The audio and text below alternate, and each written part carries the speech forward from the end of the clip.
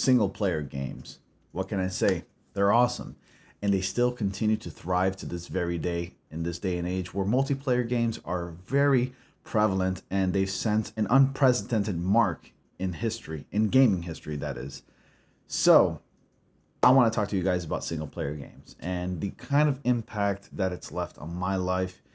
But before I get into that part, I want to go ahead and share this article with you regarding the single player games, specifically how Sony feels about making single player games and why they're not going to stop making single narrative driven games. So let's go ahead and discuss it. Bringing you this article from comicbook.com. This generation, Sony Interactive Entertainment has largely focused on making narrative-driven single-player games, and that's not going to change anytime soon, according to PlayStation boss Jim Ryan, who claims they've never had greater success with its story-based games than it's having right now. That said, the PlayStation boss, who also took the opportunity to praise different types of games, such as FIFA, which apparently has incredible engagement statistics.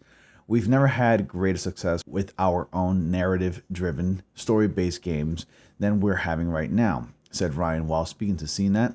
We feel good about that, and it's certainly not a genre of gaming we'll ever walk away from.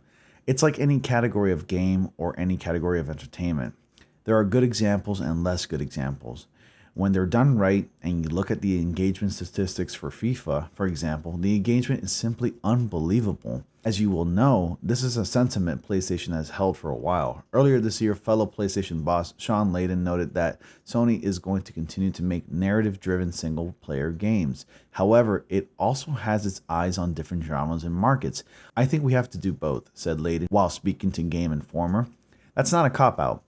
I think we have set the high watermark for being the best in long-form narrative gaming. We have some of the best storytellers in the business working on Worldwide Studios projects, whether that's Sucker Punch or the team at Ben working on Days Gone, and of course Naughty Dog and Santa Monica Studios. I think that's a super strength of ours. I was very happy to see that 3 of the 5 of the Games of the Year nominees are Worldwide Studios games. To know that the choices we're making to lean heavily into stories and narrative and to create worlds where people will lose themselves in the story of another person or culture or an environment. We're very proud of that, and we will continue to execute our franchises on that. And as you can see, there's clearly a desire to build on the backbone of what made Sony clearly the top dog and the successful of the generation of single-player story-focused games. And Sony will continue to strive to make the best single-player narrative-driven games.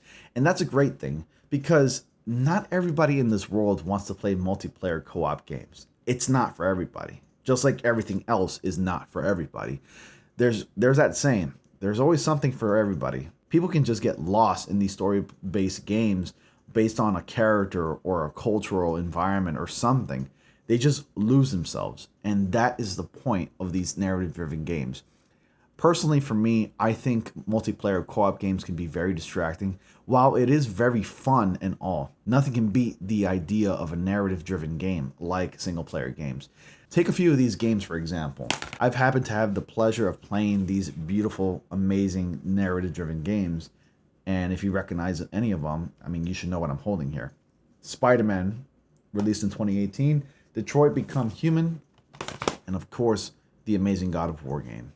Now, these games are all single-player games, and I really did immerse myself into these worlds where they tell a story, and it's just incredible. And it really does take me back to my younger days in the 90s, where I was introduced to PlayStation, the first one. And I think I'm in the majority when I say that Sony has marked the watershed in the history of gaming when it comes to single-player games. And they've sort of set that foundation, and it's pretty much paved the way of single-player games. And I think other competitors such as Microsoft and Nintendo should follow suit. And I know Nintendo does a lot of single-player based games, and they're very strong at that as well. But nobody should stop. Just because games like Fortnite and Call of Duty and Apex Legends are very popular multiplayer games doesn't mean that everybody else should follow suit and start making games like that and only just to please players that are fans of multiplayer games. There's an audience for everything. And I think Sony should never stop, and same goes for any other competitor like Nintendo and Microsoft, and of course Steam, and to name a few.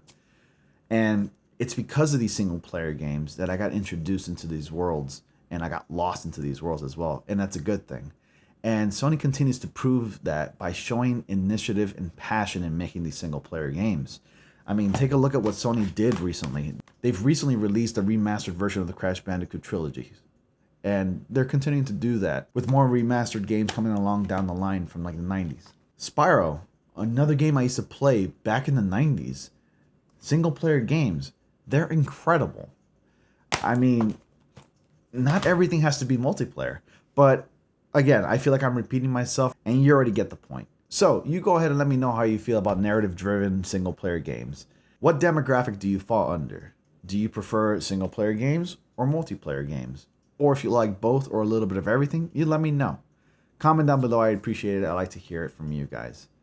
Anyways, I want to thank you all so much for watching. Please be sure to like, comment, subscribe, and click on bell notifications so you all don't miss anything. And as always, I will see you all in the next comic panel.